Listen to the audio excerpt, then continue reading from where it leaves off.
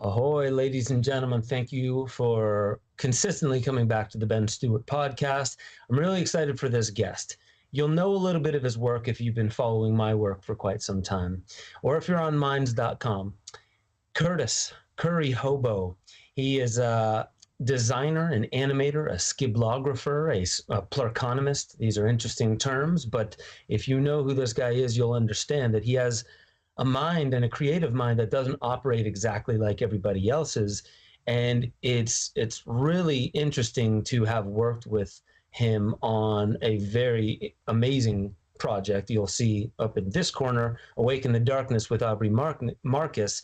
He worked with another guy, and man, help me with his name, Sam Califat, and he was an animator on Psychedelica as well. So that together, that combined, that creative process brought together what was something that Aubrey was blown away by, this incredible creative process.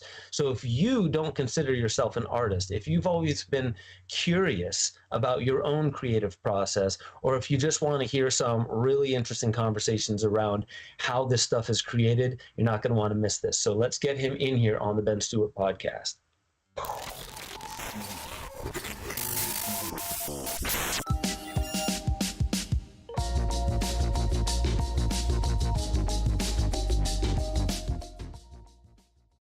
All right. Plurkonomist. Scribblographer. What's up, dude? You are in your movement lab / creative space, your habitat, and we get to see you almost like in a zoo. We get to study what it is that you do, because you are an interesting character all around. You're also a father. You hold down a normal life. It's not like you're completely detached from that, but you create some art that is just beyond the concept of most people, even some artists. And I really felt that your touch to the Awake in the Darkness film, Aubrey Marcus film, was really what set it aside from most any other film. And that does not take anything away from what Sam did. That was very important. That held a beautiful CGI, pristine nature to it. But having, even he said himself, what really set the animations apart were your hand-drawn images, the beautiful birds, that incredible good sequence. If anyone's listening and you remember that part, that was just awe-inspiring and astonishing. I would love to know, for the first question out the gate, what is it that brought you to this space where you did not move deeply into just the CGI, a computer can do it? Why did you stick with using your hands, drawing, and the specific style that you have? Why has that become the thing that you consistently do? Now on minds.com, I see a lot of the things that you do. And does it tie into those terms, scribblographer and plurkonomist? Yeah. Yeah, scribbling is like this ancient tool. And computers are great, but I think it's only half the equation, and we still need the warmth and the texture of paper and stone and charcoal. And I like when a drawing looks like a drawing, and it doesn't necessarily have to be hyper photorealistic, because there's often more information in a rough drawing than there even is in the fully rendered version. So I see it as like, you want both. You want the warmth and the texture, and if you can, juxtapose it with something very hyper real, which is where the CGI came in for Awake in the Darkness. So we got to have both play off each other. And then the work you did where we like passed that good sequence back and forth, and it was like photographs and video and animation all like interwoven. I think that's cool. So I think it's something that's missing now that used to be abundant, hundreds of years, really thousands of years, where we were etching and scribbling everything. Yeah, indeed. Sure. I mean, the earliest signs of art in, Glasgow caves and different caves, we would say, even that's like, it brings us back to what Graham Hancock says, like these were visionary experiences.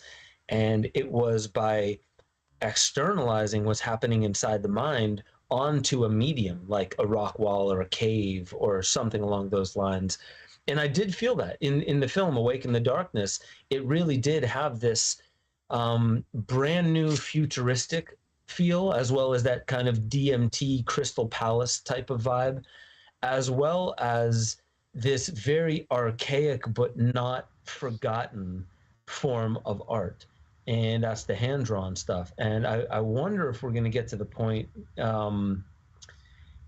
like maybe I'll try and actually find it while we're in this podcast. I want to show that good sequence because it's just so powerful. And I'm just considering whether I should give the payoff scene of the film in a podcast or just tell people like, this is a powerful scene. And we had to work with it a while. Actually, Aubrey Marcus himself, when we screened it in Austin, he was like, it was such a powerful moment of the film that I feel like we need to make the bookends of it a bit more, not bland or boring, but like silent and void.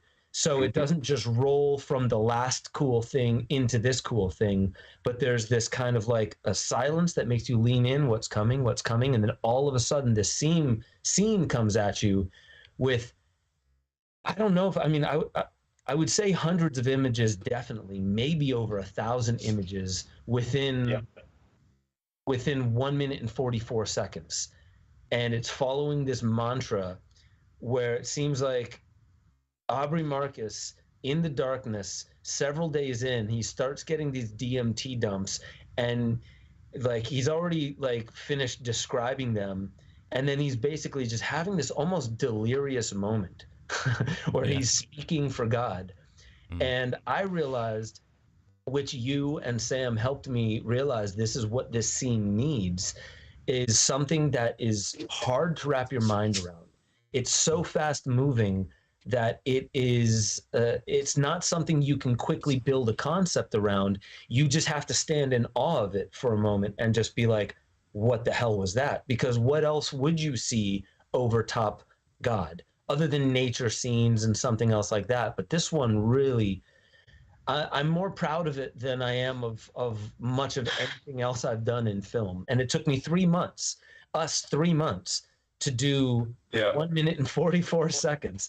So that's just one of the brilliant moments. And I would love to know, I would love for the audience to hear how it was that came about, because as I realized, man, there's going to take a lot of images, and I don't know if I have the time to just do this all with stock footage imagery.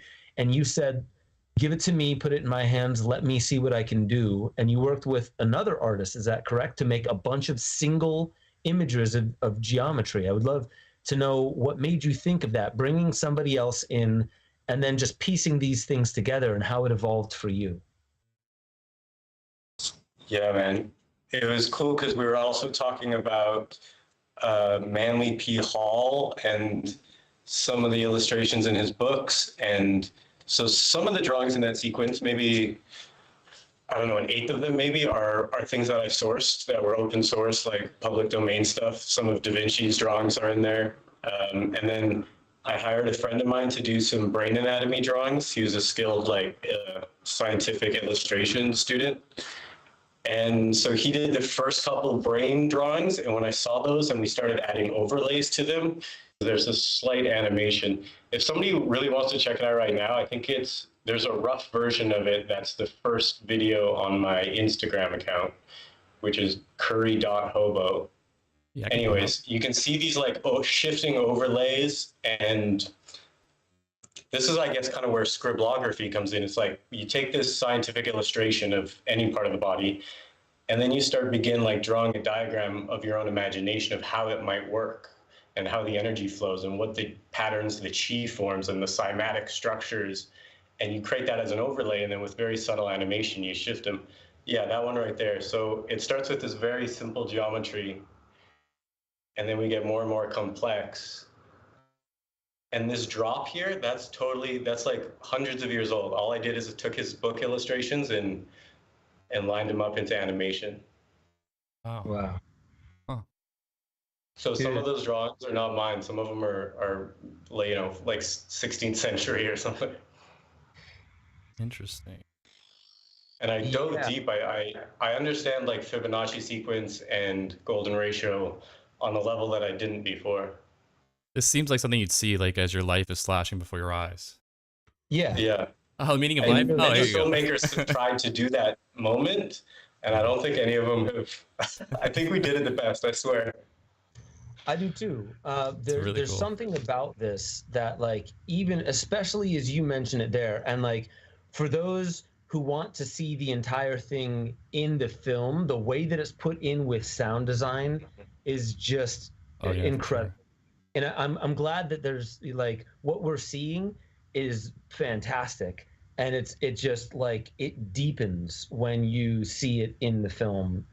There are again thousands of images, or at least well over 1,000, and a lot of them had to be lined up where it was just every single frame, mind you, every second of the film there's 24 images that pass before your eyes, and every single one of them is a new image but placed where the eyes are in the exact same location, and then also like getting smaller or moving farther away or closer to the camera, and various other things. But what I love about this is you mentioned that there are Manly P. Hall images, there are Da Vinci images in there, and it's almost taking people through a historiography, or the history, I guess, of a lot of artwork that came to be sacred. Not just, and not that any ancient art is not sacred in its own way. I think Eric Newman said even the artist himself who puts art into the collective doesn't realize how profound it is until the collective gives feedback or responds to it, because it is likely that all art is some kind of reflection of the collective unconscious, and the collective may understand the art better than the artists themselves. And that is why, like, I and you, like, as we were talking about how do we make this scene so captivating, like, what do we have to do to make it super captivating? And we came up with several ideas, and as we were working with it, we kept coming back to this: we can't make it too understandable.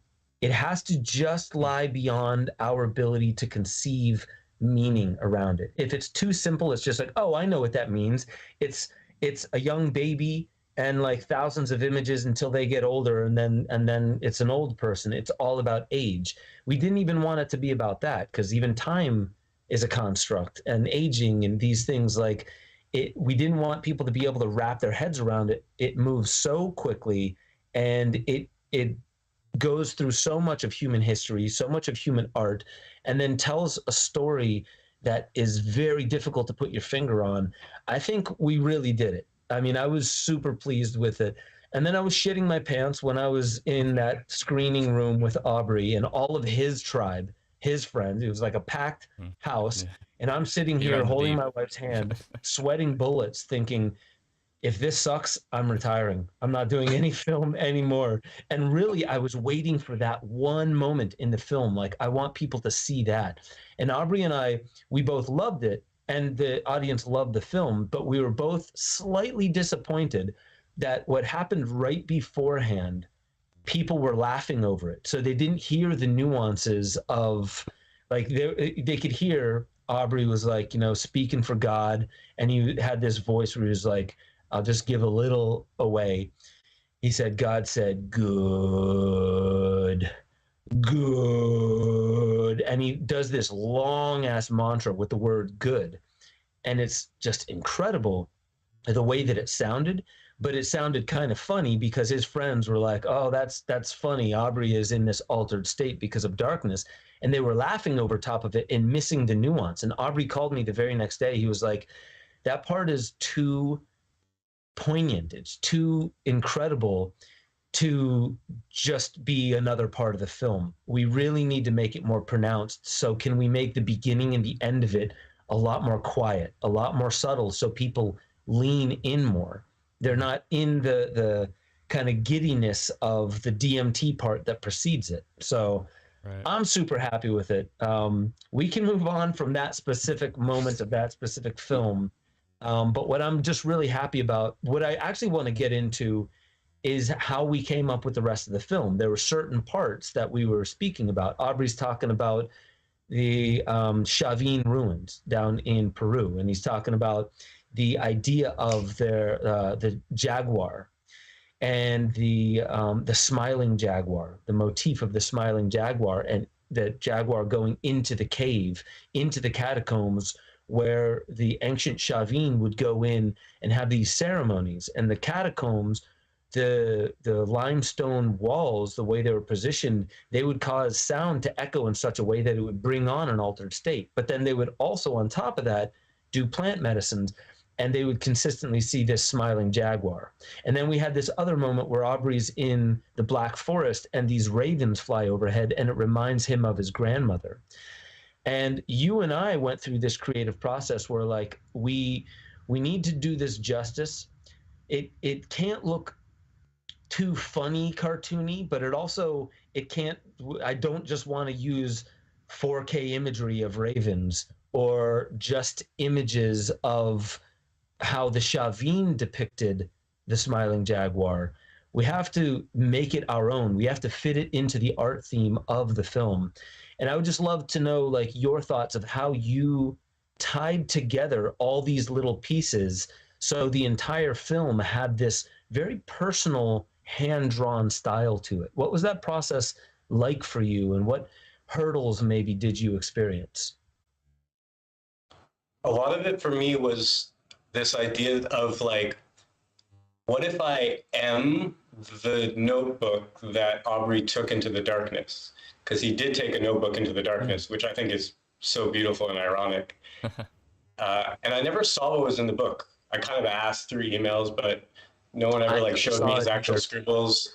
And that was kind of cool, because I'm like in the darkness about what he was writing in the darkness. Yeah. And so I just had like a blank slate to make it up and be like, what would I scribble if I could scribble anything into the darkness?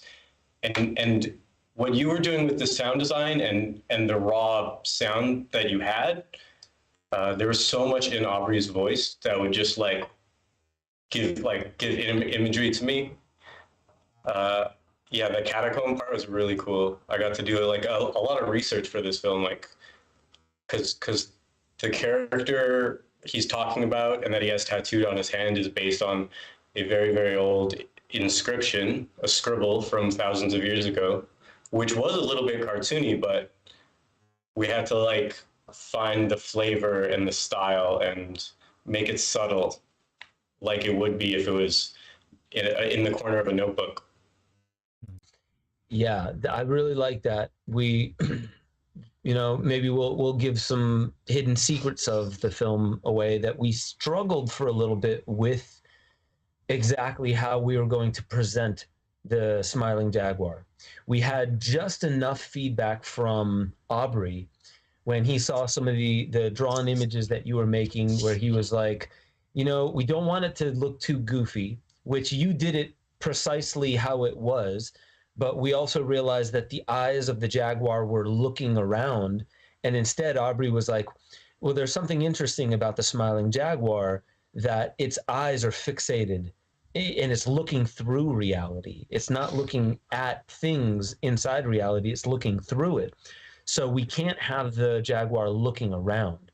We need to have the jaguar almost as if the jaguar is in a trance, and what you see in the eyes is that it's seeing something that we're not. And then we tried going a little CGI with the jaguar, and there were points where the magic was being lost. The magic was being lost by the fact that we were seeing the animations. We were seeing you could tell, oh, this is CGI, and it brings you out of the flavor of the moment. Yeah. And we wanted it to be more, just mysterious, mystical, like a real mystical experience. And so we kind of struggled with, what do we do with this jaguar? What I really appreciated about what you brought into it was there was never a point where I felt you were like, I don't know what to do here. You just kept rolling with oh, that's not an obstacle. That's just a reason to shift into a different concept or a different idea. So I guess this is my way of asking, was this, have you had projects like this where you've had somebody giving you feedback like, no, this isn't working, we need it this way, or I don't know, something's not jiving with this, give me something new? Have you ever run into problems where you have this writer's block, if you will, or this creative block where you're like, I don't know what else to do with this?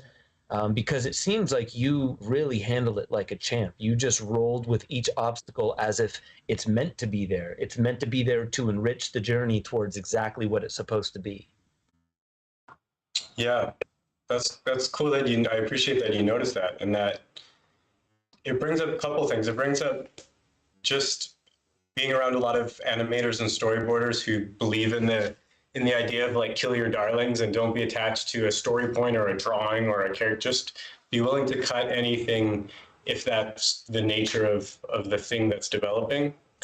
And knowing that like it's always a work in progress, and erasing or deleting is part of that process. Sometimes you have to overextend and figure out that that's not where you want to go, and then you pull back and you can find a new direction. Right. Yeah. Yeah, non-attachment with creative projects is like, so it's like a sign of intelligence too when you see people who are like jazzing with it, you know? Yeah, it's so interesting you mentioned non-attachment, because like we're talking about like Buddhist and certain Eastern philosophies here. You know, getting out of your own way, having a non-attachment to your expectations of how life is supposed to be or how the creative process is supposed to unfold. It's a tricky one, but it's interesting when you can align that philosophy with your work. So like you're not avoiding it. You can't just like, you know, avoid what you're doing in your life by diving into work and just like becoming a workaholic, because in the creative field, you know as well as I do that your instrument is a mystery. Creativity is really a mystery. And sometimes like I've had moments where I've, you know, when I was a musician, I would have these points where it's just like, I can keep writing songs and they still feel good, but something feels like it's becoming stagnant. Like I'm writing the same song over and over again. And then I'll listen to music outside the box and it feels like the same way a psychedelic destabilizes your default mode consciousness. And all that really means is your brain has habituation. It will work in habitual ways unless you destabilize it. And, you know, most of us, we take a look at that like, that sounds like drug taking, and that sounds like you're just distorting reality. And it's like, well, then why, since time immemorial, have indigenous like called anything that destabilizes default mode as sacred? Breath work, going into the darkness, going into the cold, doing psychedelics, vision quests, rites of passage. All these things are ways of destabilizing you out of your comfort zone so you can approach what's difficult to realize that's what causes you to learn and grow beyond your own bounds. It's interesting that like I said, the art form of creativity, it remains a mystery. You work with it. You barely command it. And I want to know if you feel the same. Like, do those words resonate? Yeah, it brings up the deepest humbling lesson that I've learned recently, which was that I was working with Bill Ottman. Still am. I'm doing a lot of cool projects with Minds, and we're working on this NFT series. And the concept of the series is that each NFT is a character shaped like a light bulb, and each character is a bright thinker, a historically brilliant person. Oh. And I insisted that Joe Rogan be a part of it, because to me, he's just like so curious, and what he's manifested in his life through telling crazy jokes and just like getting high with his buddies is amazing to me. So I was like, hey, he has to be part of the series. And as I was talking to Bill, I became aware that, I think through your show, actually, I think you leaked the info that he was going to be on the Joe Rogan Experience. And so for like 2 weeks, I was pretty confident that Bill was going to take the opportunity to show Joe Rogan my drawing of Joe Rogan. And I was like, this is going to launch everything, you know? This is going to be like the rocket booster of my art career. And then it didn't happen. And then I listened to the episode and it kind of got cut short, and it didn't circle into the conversation the way that either of us had kind of hoped it would. And it took me a couple of weeks to be like, okay, your career is not hanging on by like one moment. You're going to be undeniable. So this one thing isn't like, but it's attachment. And like, you don't get to choose to detach. You have to detach. Yeah. You know what's funny about that? There's a parallel that I can draw, because Bill Ottman was in Austin. That's where Joe Rogan's studio is. And he was going in there with Daryl Davis. He's the black blues musician that converted like 200 Klans members and neo-Nazis, basically just by befriending them and doing what friends do, listening, hearing them out, sharing space with them, and not pushing, not having an agenda, just sharing space with them. And so anyway, Daryl Davis had to go early. And I went into Austin to film both of them, to go to their hotel room, to film them at the hotel room, and then to take them to the Joe Rogan podcast and to go into the Joe Rogan podcast with them, filming the entire time. It was a yes. And Bill Ottman contacted their team. Their team said, yeah, sure, that's fine. So I was like, all right, I'm going to get to meet Joe Rogan. I'm going to film the entire thing. I'm going to be inside the podcast room. And what happened was everything got thrown out the window the morning of. I showed up to Bill Ottman's hotel, and he was like, listen, we have a lot less time than I thought, and we actually can't go into the Joe Rogan studio. They realized, you know, they don't know enough about the project. They can't say yes to it. It's too little time. So I was like, okay, you know what? And I knew going in, Ben, don't get your hopes up. Yes, this looks like a big opportunity, but you're not here to meet Joe Rogan. You're here to fill Bill Ottman and Daryl Davis. So because I did that, when he told me, I was like, whatever. I'm still here to film you guys. So what happened was we sat in the lobby waiting for Daryl Davis. He came downstairs and we were just, you know, talking music for like 15 minutes before the car arrived. And as we went into the car, I thought we were going to have some time. And he was like, hey, how about we just film on the car ride? And that'll be the interview. So here I am with my brand new rig. I have this handheld jib. It's a stabilizer. So it's like one of these things that you can like move it around. And there's a computerized mechanism that keeps it perfectly stable no matter how you're holding it. And so I'm using this brand new setup. I put this audio on both of them. I can hook two lavalier mics or lapel mics into the camera. I was really hoping that I hooked it up correctly. I tested it a couple times, but not enough to feel 100% on it.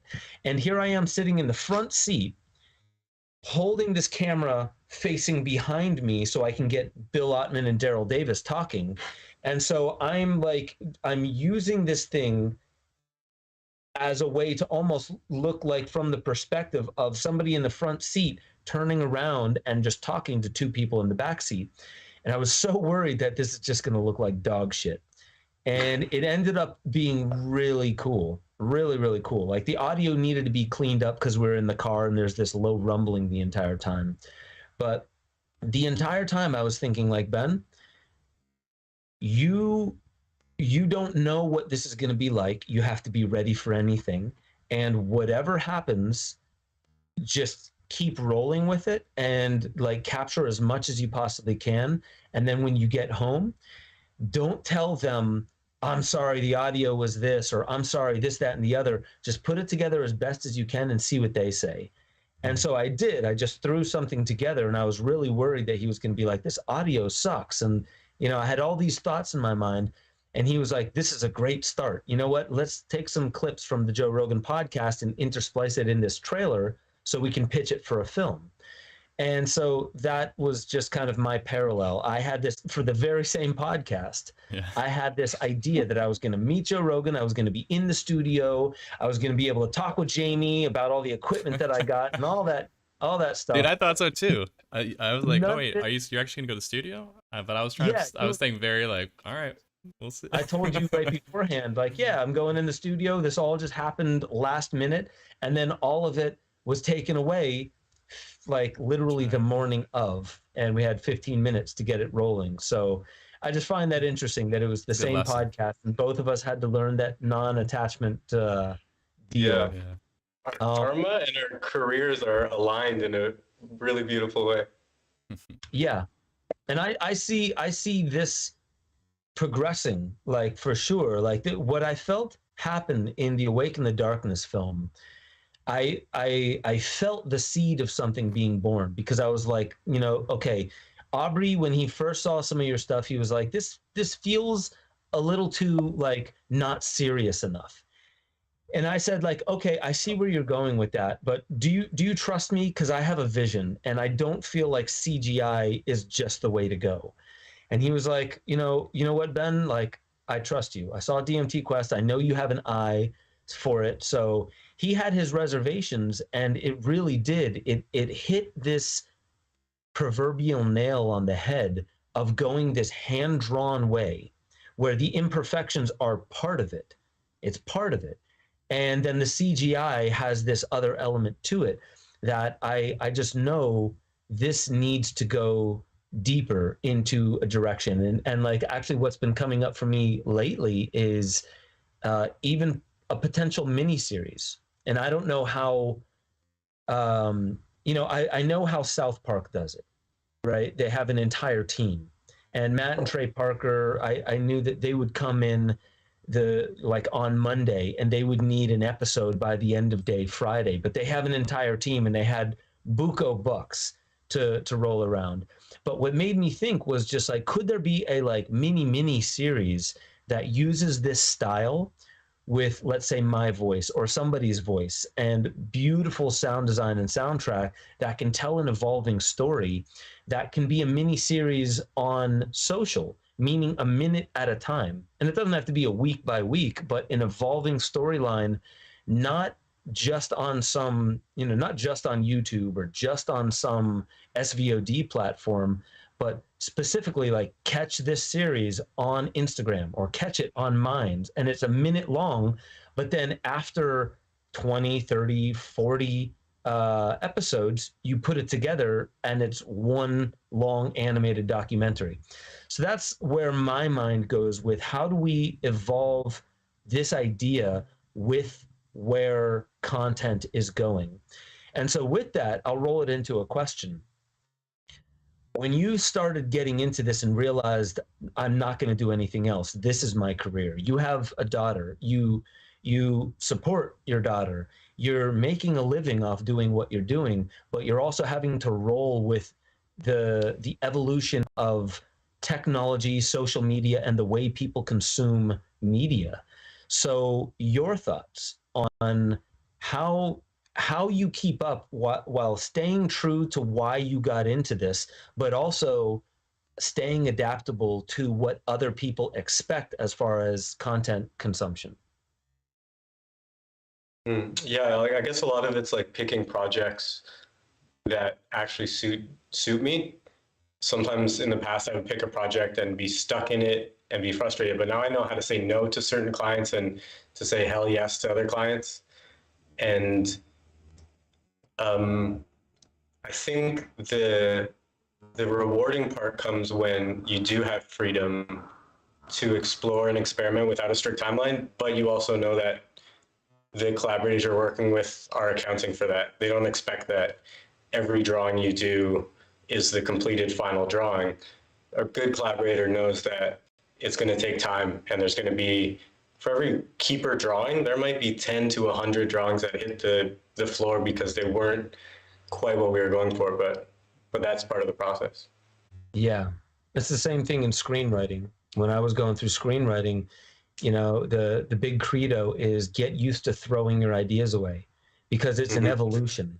Like, everyone hears the Sylvester Stallone Rocky story where he wrote that in 48 hours and it turned into a blockbuster, unexpected blockbuster. And everyone's like, well, that's me. That's got to be me.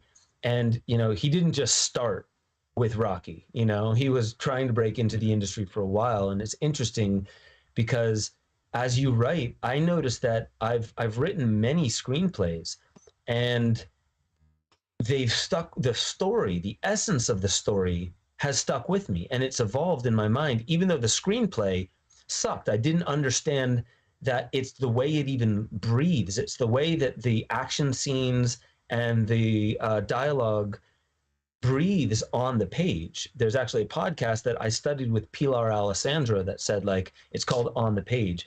The way that it looks, the way that it feels to read it, that's what's capturing people. It's not just how many people go to Hollywood and say, I have the greatest story, you know, it's going to be the greatest film. And people are like, well, where's your script? And they're like, oh, no, let me explain it to you. And it's like, no, it's not about the idea in your head. How good are you with the craft of getting it onto the paper?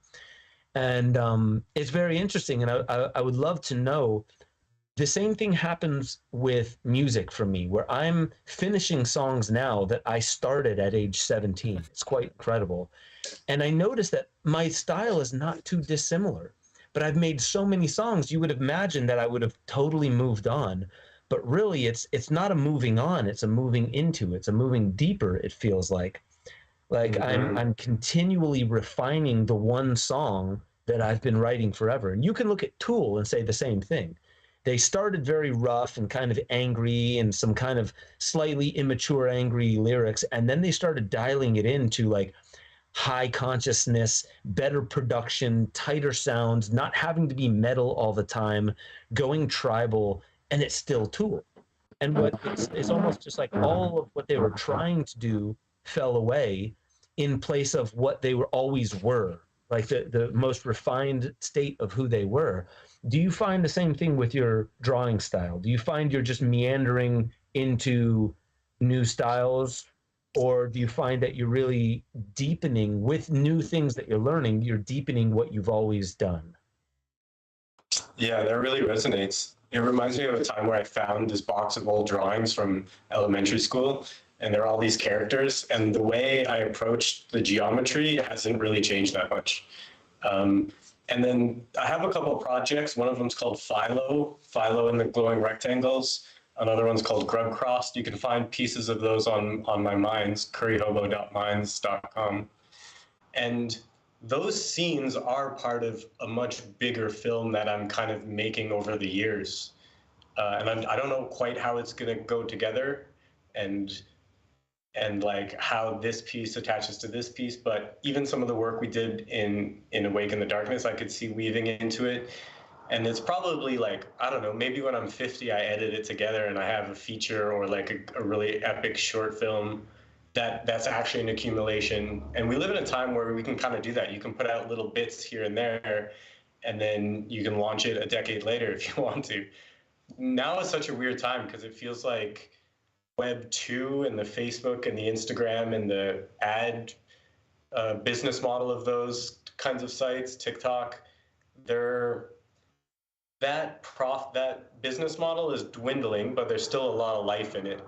There's people all the time advertising on how you can double, triple, 10x your revenue using the right funnel for Facebook, and they're probably right, but for how much longer? And then we have Web3 coming up with NFTs and all these like decentralized autonomous organizations, but it's still too early to like really sustain a business off of. So I think right now we're in a special time as creatives where we kind of get to hibernate a little bit and plant seeds, and it's not a boom time. It's actually like this settling. It's really a fourth turning thing where like we're waiting for the culture to like, for the soil to be totally fertile, for the mycelium web to have grown to the point that we can start bursting up. You know what I mean? I do. Sure. And I love that you brought up the fourth turning thing, because what's interesting is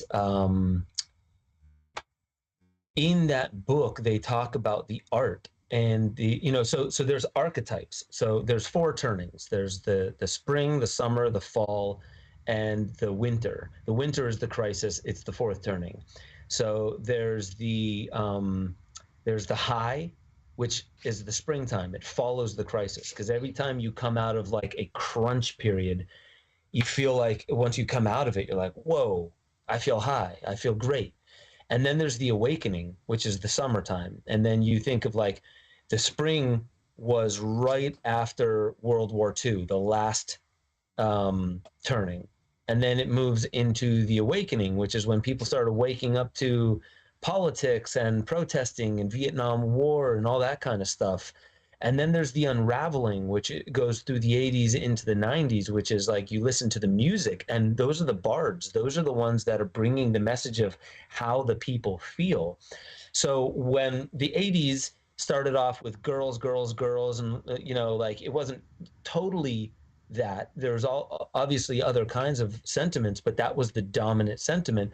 And then all of a sudden, what killed the 80s hair metal music or hair band music was like Nirvana and grunge with it's okay.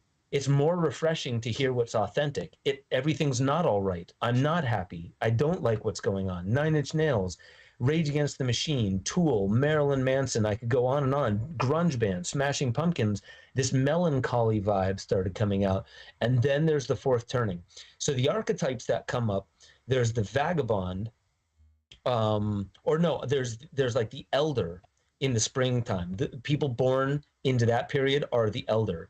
Then there's the vagabond, the traveler, the roamer, the gypsy during the awakening. Those who are born during the unraveling are heroes in archetype. And then those who are born during the crisis are artists. And it's interesting because I'd be in the hero archetype, but I relate so much to the artist, and I feel that's because like I'm evolving with the times. And I guess the point that I was trying to make is they say that the art really typifies the fourth turning, and it helps create the next high. And so the art that is created now, a lot of the times musically, it would be the very simple anthems like, all we are saying is give peace a chance. And like you just chant that over and over again, and bam, that's a hit song that people are chanting in the streets, right? They're doing protests and they're chanting that everywhere. And albeit that happened during the awakening, this is the kind of simplicity that the feel-good vibes that they say will come up during this time, and really simple, poignant messages in the art. So that was a rant. I guess the way that I want to just turn this into a question is, what do you feel is coming, like not just in your art, like the evolution of what's coming in your art and what's being asked of you? And as we're seeing on the screen, this is anthemic in and of itself. There's this guy with a TV head smacking himself over and over again, changing the channel. Philo? Yeah, that's Philo. All right. And it's this interesting creature that you've created that is a message in and of itself, but it's like a human. A human can't just be typified by certain words. A human is something that is also a mystery. Even though you can wrap language around it, it's a mystery. So I'd love to know about this character, and then what you feel is coming. Like, let's say either new characters, maybe not new styles, but the evolution of what you were going for with Philo. Like, what does Philo represent? And TVs are now, in our hands, that are also computers, calculators. They do our taxes. They, give us telepathy and, like all these kinds of things. What's the evolution of Philo for you? It started as a vision of living street art. So I've pulled it off a couple times now, where I take this looping animation and I project it onto a blank wall at nighttime, try to like hide a projector somewhere. And it's a reminder for people, because I think the nature of the mind itself is kind of like this, even regardless of technology. We're often kind of struggling with our own thoughts, finding ourselves in grooves that we don't even want to be in, and trying to change it, trying to like create that new pattern, kind of like you were saying earlier. And so there's that. And then there's also, like, in a way, all he's doing is swiping, just like our TikToks or our Tinders or our Instagrams. Oh, yeah. His hand, I see. And we're just caught in these swipe loops. And so in a way, the saving grace of this is the roughness of the line work for me. There's something raw about that like, if there's any way to escape this, it's just to like embrace the scribble, embrace the chaos, and not get caught up in the flashing colors and the glowing rectangles. Is Philo ever going to have any consorts or mates or cousins? Yeah, I have like a crowd scene in my head of a whole bunch of different Philo-like characters. Some with like the old 100-year-old guy with his walker, and he's got like an old radio for a head. And then there's like some young teenager swiping his face or her face or whatever. And it's like there's two modes. Because sometimes I walk around and I am Philo. I'm in that mindset. I'm strategizing for no reason. I'm not listening to my breath. And then there's a different state where you're no longer this like robotic thing, but you're actually in every breath, feeling the body fully. And so I think like we have this polarity within our consciousness, and we get to be both every day.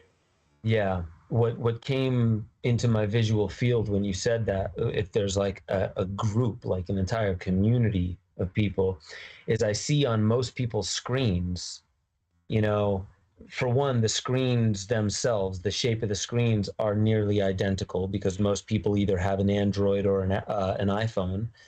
And most people are looking at the very same things. You know what I mean? As much as there's tons and tons of content out there, we mainly see what's viral, and we don't see anything that goes against the grain because it's censored. It's pushed to the nether regions of the dark web or whatever, you know.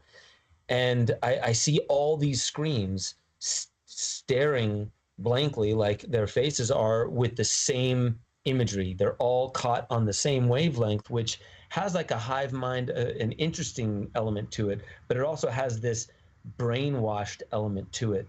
And something not, maybe it doesn't have to come in like, you know, a flickering, like it's being hijacked by a hacker, but something more like the stream of consciousness of nature coming through, something that's like real, and it's not ignorant of what everybody else is caught up in. It's not ignorant of it. It sees it from a much higher or deeper perspective. So that's what came into my visual field, is like, as most people are literally swiping through the same stuff, and we're really just regurgitating the same 50 to 150 videos among millions of people.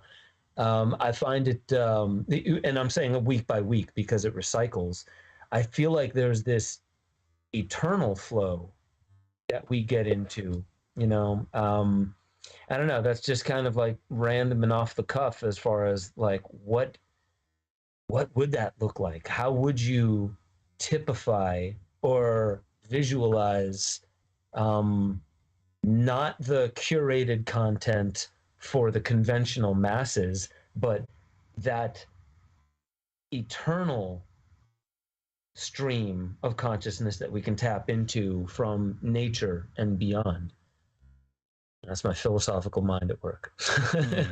Yeah. Well, I see like these Philo characters with these dark lines and these jagged corners, and then when they release the strategy mind, the head stops being rectangular, because rectangular geometry is part of why we think like that. Everything's parallel or perpendicular, but the head shape itself becomes more circular, more toroidal, and the jagged corners of the body become more like little blobs. We become more liquid.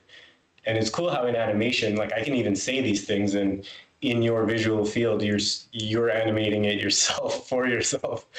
But we can understand like just a character with a rectangular head as opposed to a circular head changes what we feel about that character. And that's like some deep cymatic, like embedding that even I can't quite understand why, but there it is, you know.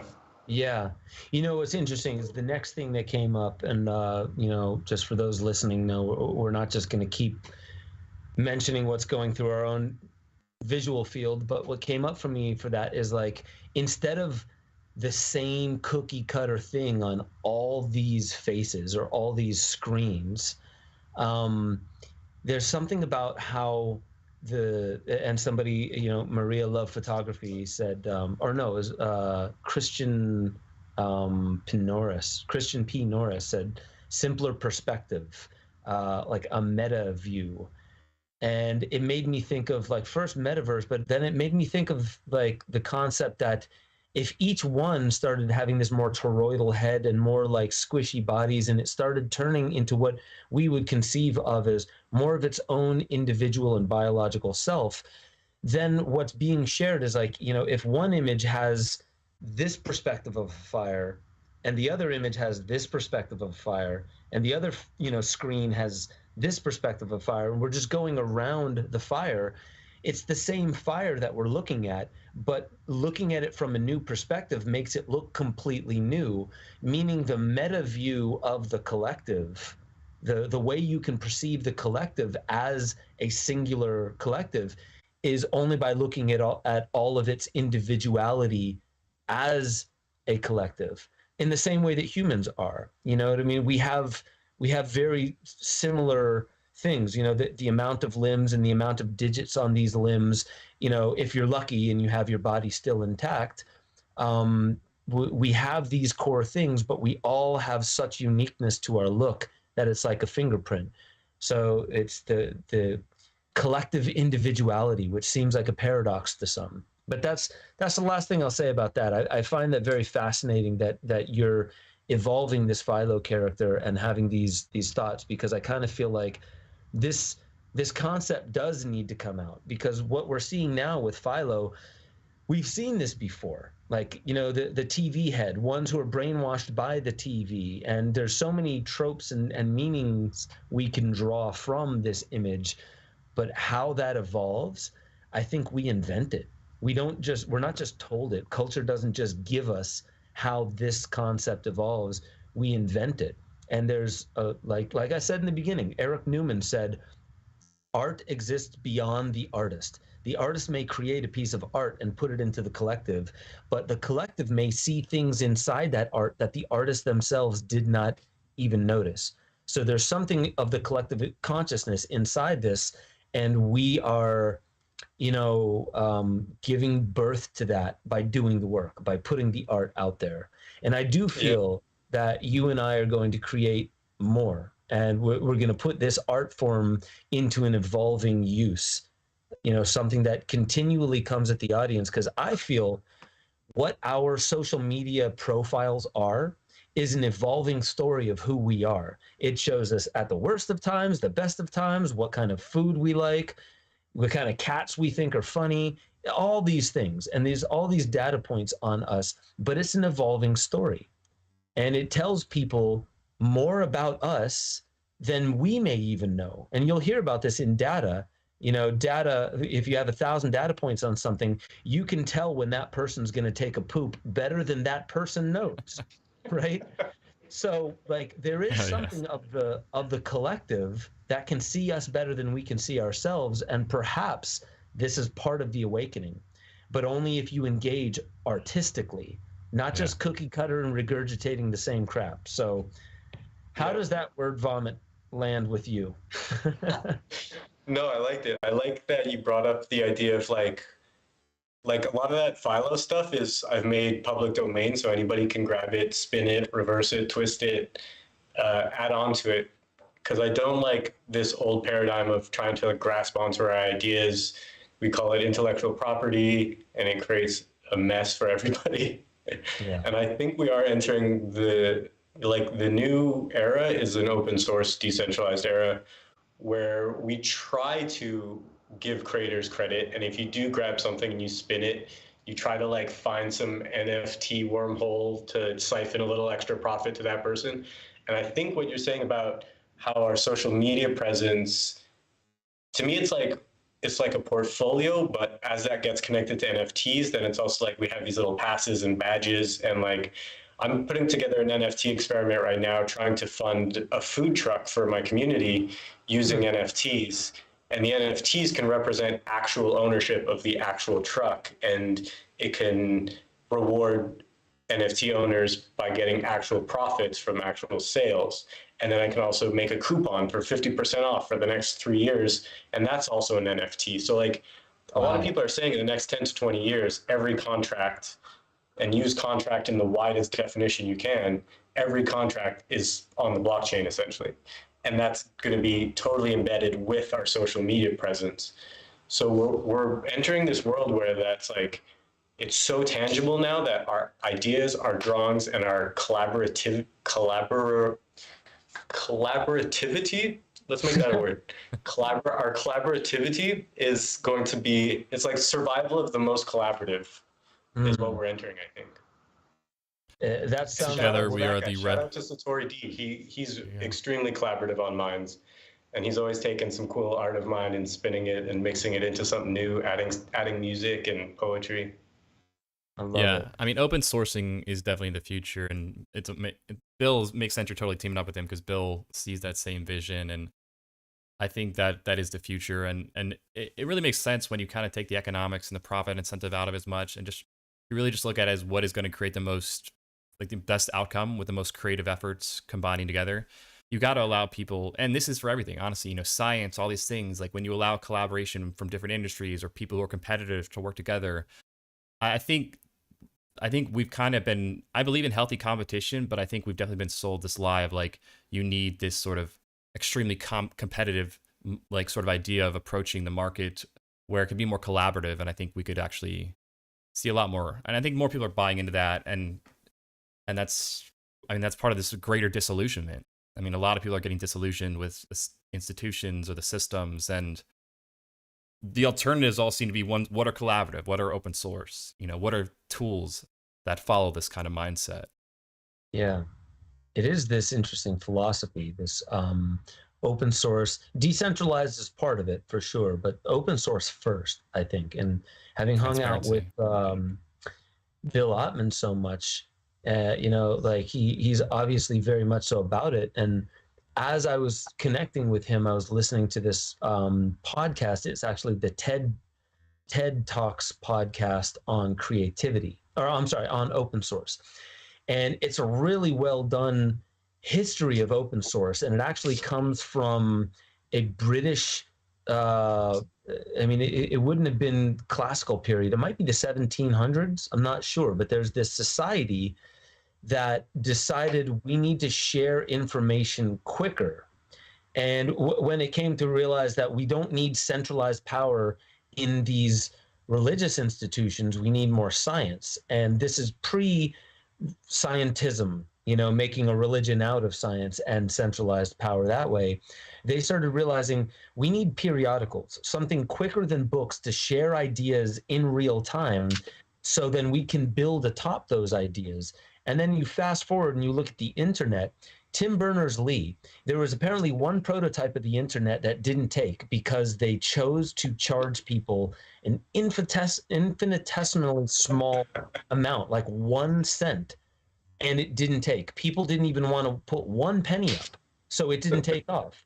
And the interesting thing was, like, Tim Berners-Lee was being interviewed and he was talking about that story, and the guy who was interviewing was like, wow, this is interesting. So you could have, you know, you basically started the internet. You could have, you know, charged a subscription price, even very nominally, and you'd be a billionaire. And he was like, no, I don't think so, because it wouldn't have taken off if I would have charged money. I had to make it free. That was the only way that it would have done what it was going to do. And this is why I think it's inevitable. It's not that I want to see open source. I think it's inevitable. The people will keep revolting until it happens, because it's the natural course of evolution that we don't say, this is mine, this is ours, this is us. The environment is me. If we destroy the environment, of course it affects me. You know, so I think this is the concept of, you know, open source. And what we're doing is we're playing out open source philosophy in the virtual world, when really it's telling a very human story. And I love the fact, Curtis, that you made Philo, what did you call it? It's not open source, or it's public domain. Public domain. These are all concepts of doing the same thing. Like I did it with Kymatica. I'll just say that. The last thing I'll say is Kymatica. I still get job opportunities because of Esoteric Agenda and Kymatica. If I would have charged and said, hey, before you watch this film, I need your email address, or I need a little bit of money, it would not have taken off. It wouldn't have gone as viral as it did. And I wouldn't be getting job opportunities still to this day of people saying it blew my mind. It took me by the heartstrings, because they would have felt like, oh, this is a gimmick. I get it. It's well done, but it's a gimmick. They're trying to make money. And when I saw Zeitgeist do the same thing, I was like, it feels like an underground movement. It feels like there's this underground movement that wants to wake us up, and it doesn't want our money. It doesn't want even credit because it was anonymous. It just wants us to wake up. When it turns out it was Peter Joseph, doing it at his house. Well, and that spirit caught me, and it's the same thing that I think it carries this open source philosophy. You see it too also in a lot of other industries. I mean, the reason Fortnite and a lot of these games blew up is because they're free to play. Some of the biggest games in the world in esports, Counter-Strike, Fortnite, Rocket League, these are all free to play games. Now you can like charge more once you're in the game, but it's still just the barrier to get entry, to get in is so. And I think Eisenstein talks about this a lot, and I think you made a really astute point where it does seem to be kind of inevitable, where the foundations of the current model they're trying to build it on just never seem to be strong enough to hold. So until that foundation is constantly tested and we try this new one with open source, I think the foundations in open source can hold for a very, very long time versus the current model. Yeah, I think the old school model is actually really beneficial for blazing a trail in a certain direction, but it doesn't have the backing or the root structure to like hold itself up. Like, I think these big corporations we have now have like blazed the trail, and we see what social media can be, right. But now they've become overgrown. But now the trail's laid, and the open source system is close behind it. Yeah. It moves slower, but it builds a structure that anybody can leverage, anybody can use, and branch off more. Yeah, and Bill talked about that too, with like, you can take the best of what they've done with like UX and user experience and the design. And he says, I can take the best of these tech companies, whether it's a Twitter or a Facebook, and you can do your own version of take the best elements, but it's the core underlying philosophy was where everything pretty much got fucked. When it became all about hitting numbers, whether it's quarterlies or subscribers, even if Zuckerberg started off with a good intent, it got totally corrupted into what it is now. Yeah. Same with Dorsey. They all say that in the beginning. Dorsey's like, I'm more libertarian, but you can't allow the greedy, corporate sort of leeches to come in and twist your baby, because it becomes a Facebook. It becomes what we see, But... Yeah. It makes me wonder, and I'd love to know your thoughts on this, Curtis and Gordo, is that would open source carry the depth of the meaning that it's starting to have now, had we not gone through the overly centralized and the closed source? Like, if it would have just started open source and stayed open source, I wonder if we would have the reverence for it that we're starting to have. And as we move forward into open source, we can carry that reverence through it and understand the meaning, almost like in the Revolutionary War and the Constitution, and like, what's the cost of freedom? What is the cost of it? Generations later, we're like, in an affluent world, and we forget the cost of freedom that got us here. And sometimes, I don't know that this is a foolproof way of like keeping our reverence for freedom, that we need a crisis, but I'm kind of curious about it, because like, there's at least a way to have gratitude for the closed source, overly centralized Zuckerbergs and Dorseys. They set the platform for the next evolution to become obvious. Yeah. Right. Yeah. I mean, we saw everything we don't want to do. Right. We saw here's everything you don't want to do wrong. That'll make everyone super pissed off at each other and divisive. And the best tech humanist guys, the Lex Friedmans, the Bill Lamans of the world, are like, yeah, let's take the best and leave everything but for sure, I think we've always had open source alongside Microsoft, Apple. You've had Linux, Unix, these type of OS, but they just didn't get this. Yeah, they just didn't get the support. They didn't get the funds and the massive, huge labor force that these companies have that could build out the R&D. But now those have, as Curtis pointed out, have slowly gotten better and better to where, like, you know, there's incredible games that are free. There's incredible software. There's incredible new, you know, Bitcoin. There's just all these things had to get as competitive from just a user experience and those sort of angles. But I think we're at this slippery slope where they're kind of seeing the writing on the wall, and they're trying to be like, well, how do we adjust when we clearly can't go free? That's crazy. Like, you know, we still have this certain model. But yeah. I don't think, I mean, it's really awkward. I mean, CNN Plus just tried to launch their version of news, spent $100 million, and it was a complete flop. So a lot of these old industries that are trying to adapt can't really adapt to the internet and the digital space. And it's making them really concerned, angry, and violent when it comes to like lawsuits and censorship and new laws to try to just, they're not saying, hey, let's own our shit. Let's take a self-assessment and let's think about what we can do better. They're going, no, let's kill them and take down these threats by any means necessary. And it's unfortunate, but that's their choice. But I mean, people are done with them. I mean, you just look at the numbers, the younger generation, they're moving away from those old models. And so it's, yeah, it gives me hope. And we can be, you know, we can ride this new wave of open source innovation, you know, using the right philosophy with the technology, bottom line. Yeah.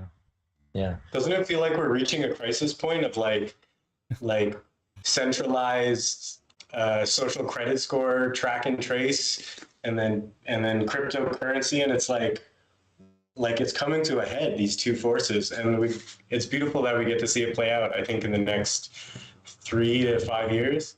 Yeah, 100%. It's interesting in Revelations. It's, you know, it's like the war of the end times will not be a war, a conventional war. It's a war of, you know, forces, of principalities.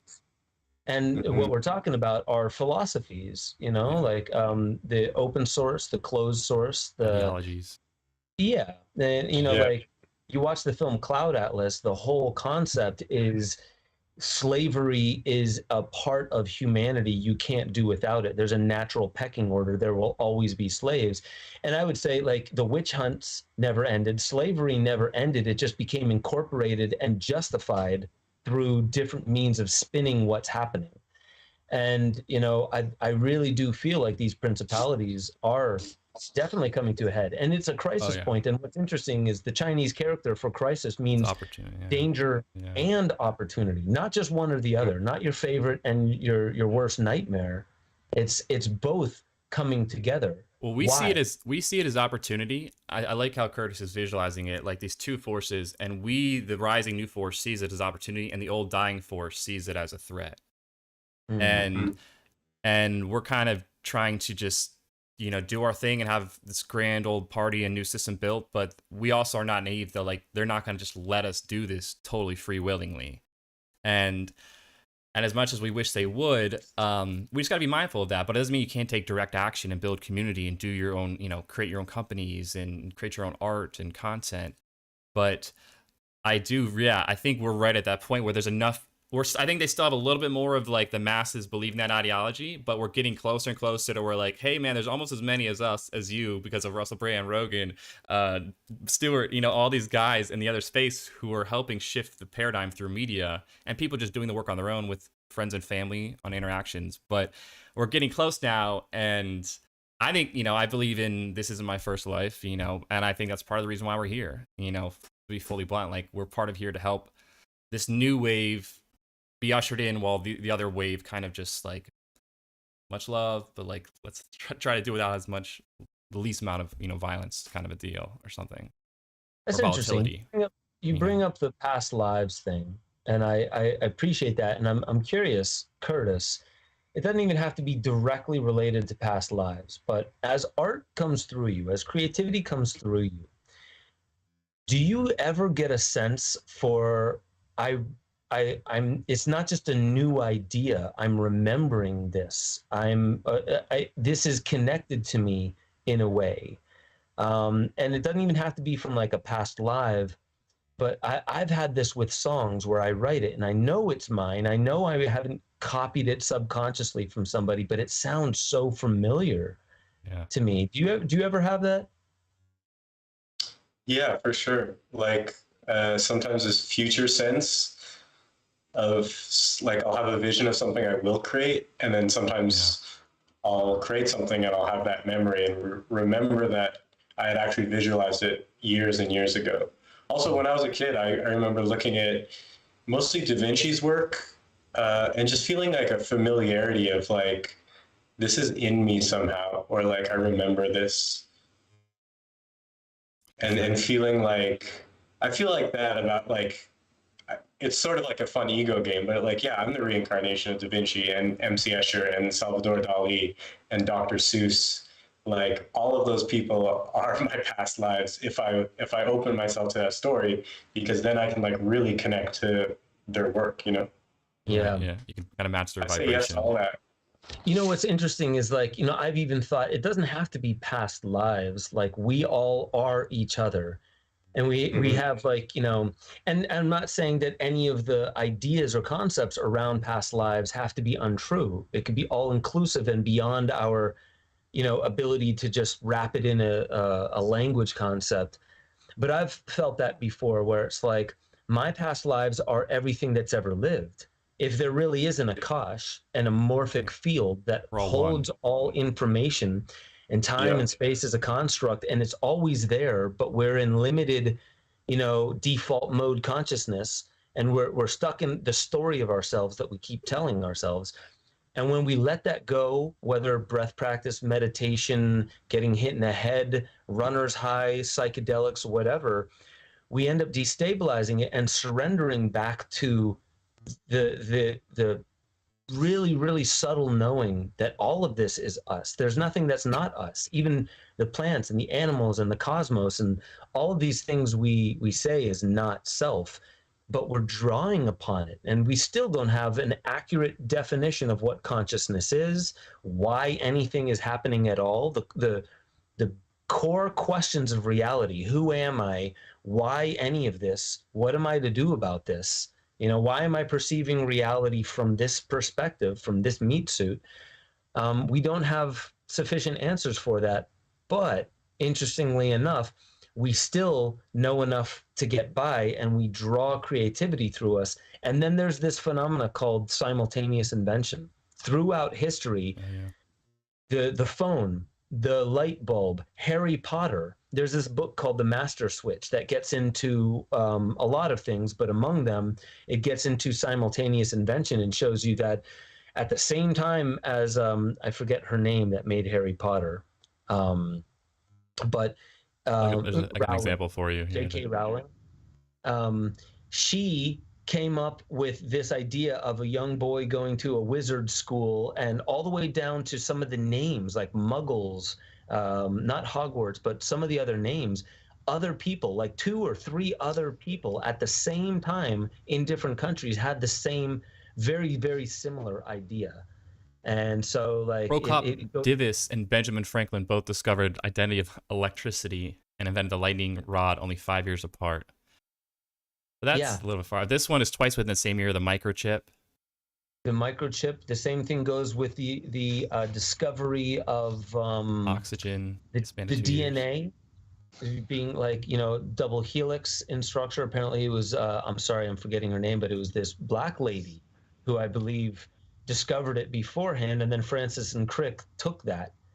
So simultaneous invention may be a sign that what we're actually talking about is that we're all drawing upon the same thing, and we all are self, like cells in a body. Well, you can definitely tap into it, like you guys are saying. That's definitely seems like if you somehow put yourself more in that, I don't know, you know, vibration or frequency, whether it's not necessarily maybe you had a past life, but if you can really try to put yourself in that headspace of the person by really getting familiar with their work. But to me, these are all just indicators of our consciousness extends outside of our body.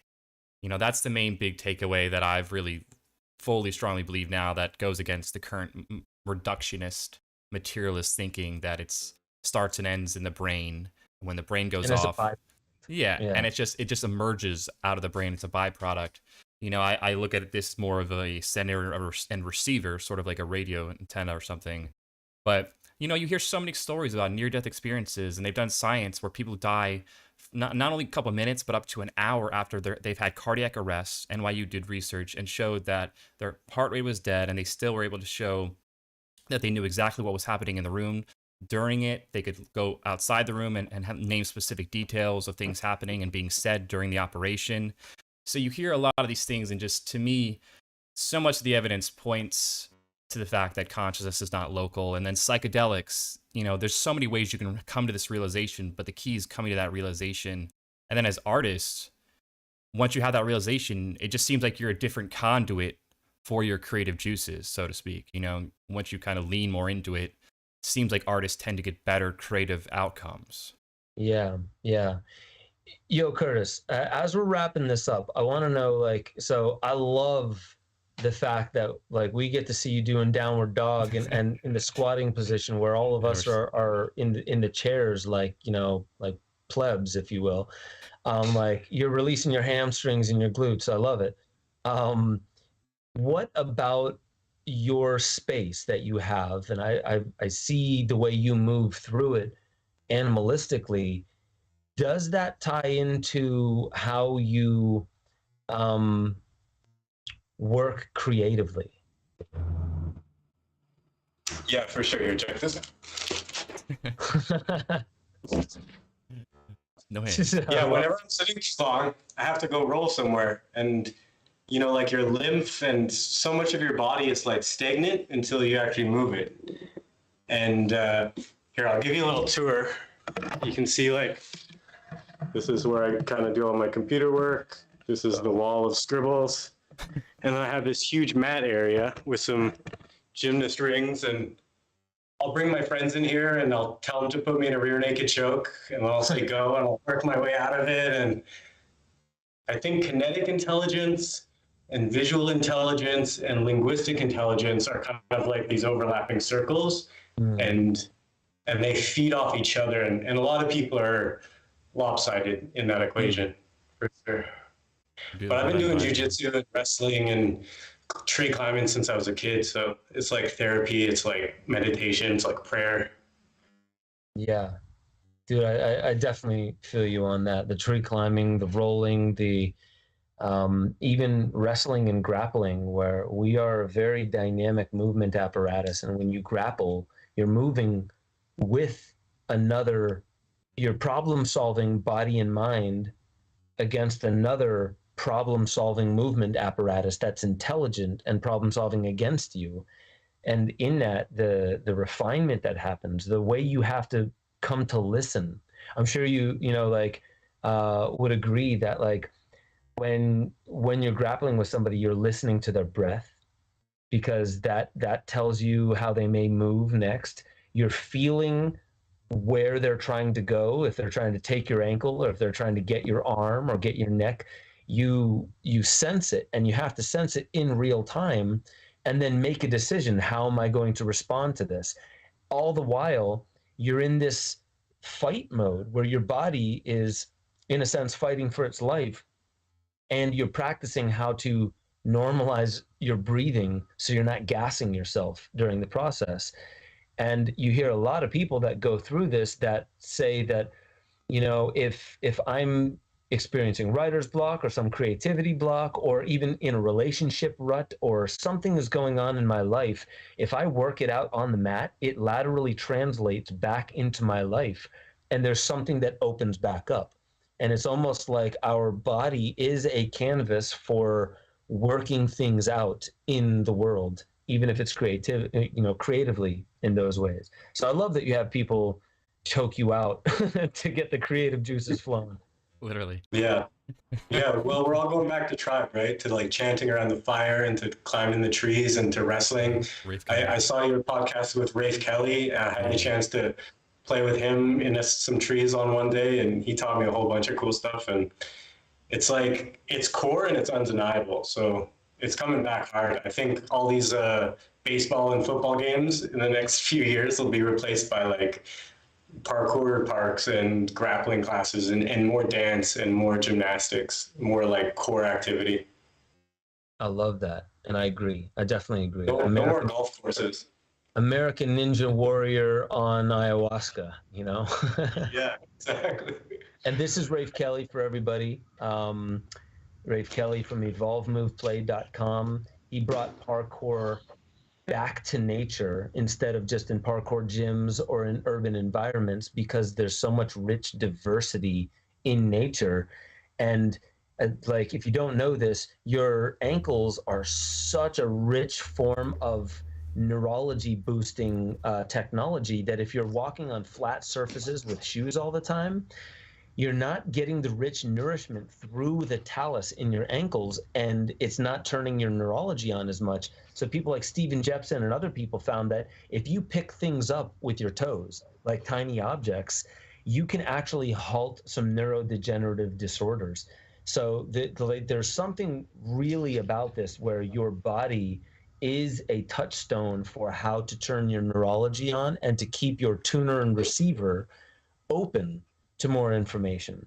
Before like we go any further, as we wrap this up, I just, Curtis, I want to know how people, before we get into like how they can find you and all that kind of stuff, I want to know like your best advice for people who want to express themselves through an art medium, but they don't know how to venture into it. Maybe they've called themselves and convinced themselves, I'm not an artist, or I'm not creative like that.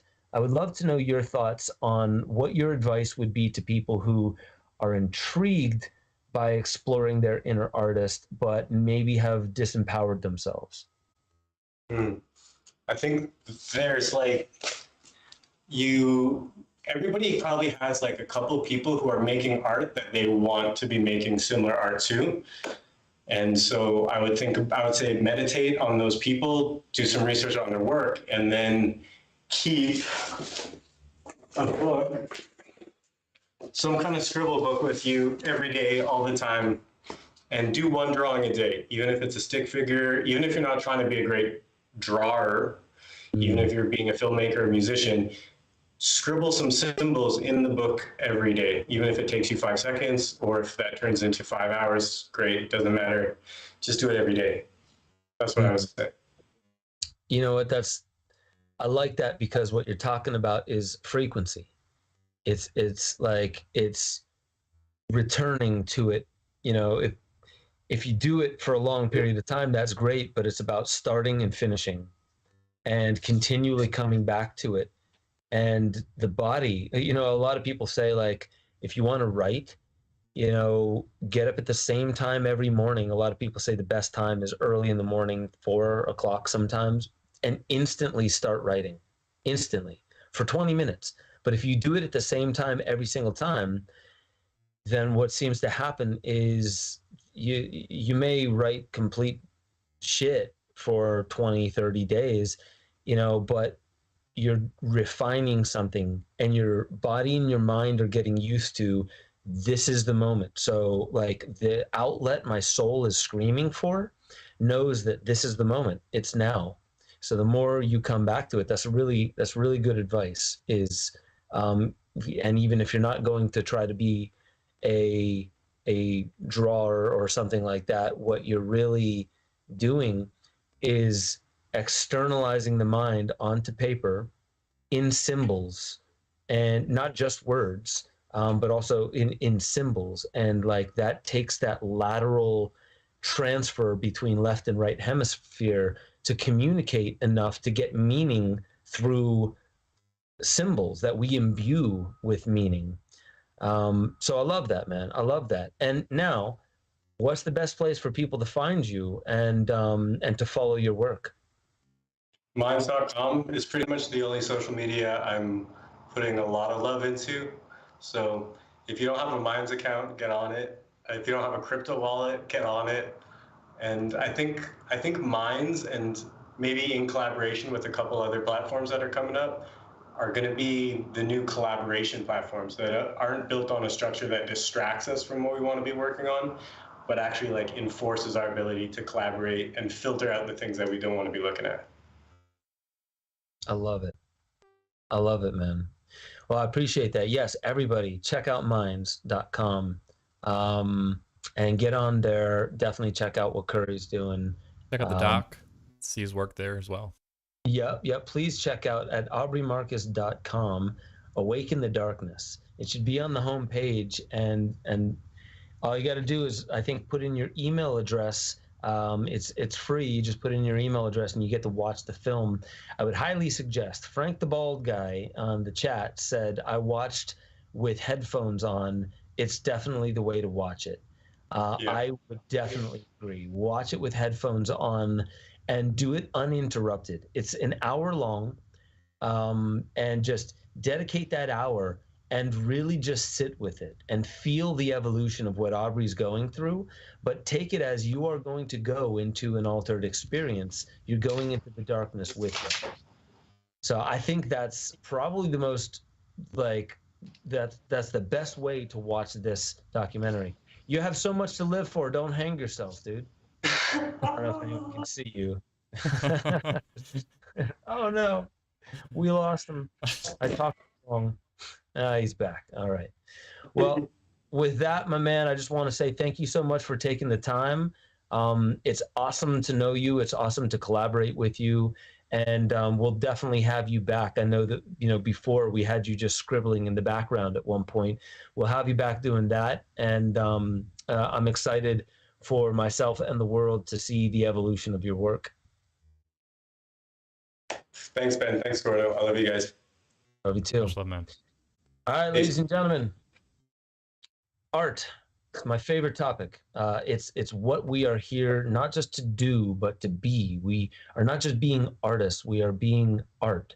And art comes from the Phoenician and Latin word artum, which means skill. It doesn't imply a little or a lot. It's just a snapshot of how well we've learned and grown on our journey. So be that art. Speak your soul through everything that you do, the way you breathe, the way you talk, the way you relate to people, the way you just hold space and listen. It's such an important value, and all of it is an art form. And I encourage all of you to acknowledge that. Another thing about art and artifacts is it is always in reference to something with beauty and cultural significance. So honor that for a second. All of you, everyone listening, you are beautiful, deeper than the colloquial sense of the word beauty. You're beautiful, and you are culturally significant. You're not just 1 in 7 billion. You're not just another number. You are culturally significant, and to use your voice is more than just your voice box. You're here to share your gift with the world. That's your art. Do it. I command thou. With that being said, ladies and gentlemen, thank you for coming back every single Thursday, 5 p.m. Eastern. It's such a pleasure to know you, grow with you, learn from you. Thank you for lighting up the chat room. And with that being said, I love you all, and I'll catch you all next time on the Ben Stewart Podcast.